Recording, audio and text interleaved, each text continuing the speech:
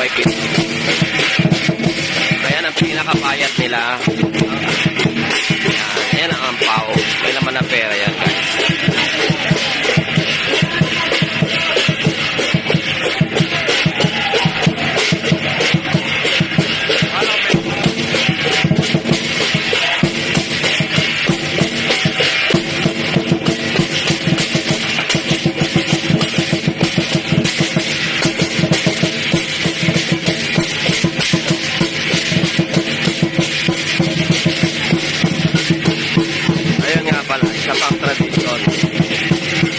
Lumalabas ang dragon, hindi yan lumalabas kung nakuha ang ulo.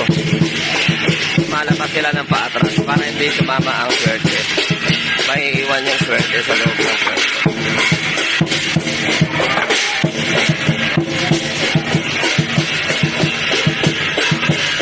Ayan guys, that's the Chinese tradition na nalaman ko lang dito sa China. Disclaimer guys, paliwanag ko kung paano sa Chinese. Masitagi na lang po kasi medyo kung mas naiintindihan niyo yung explanation, comment na lang po at share nyo na lang. Ayan.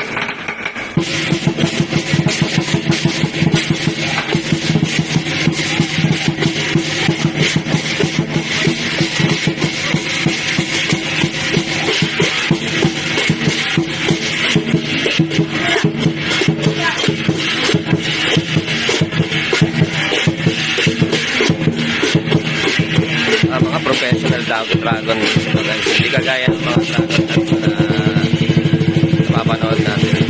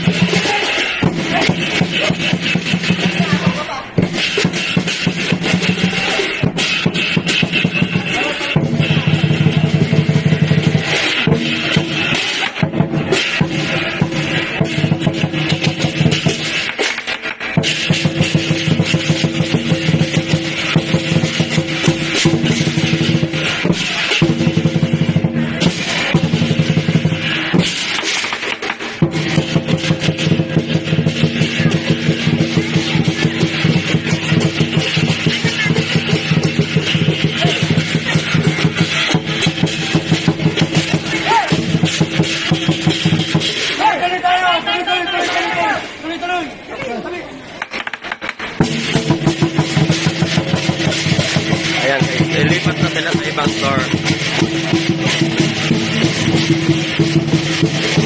Ayan.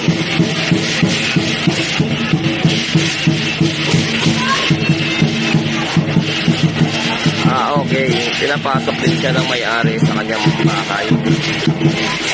So, pinapabless niya ang kanyang bahay at ang kanyang negosyo. Ayan.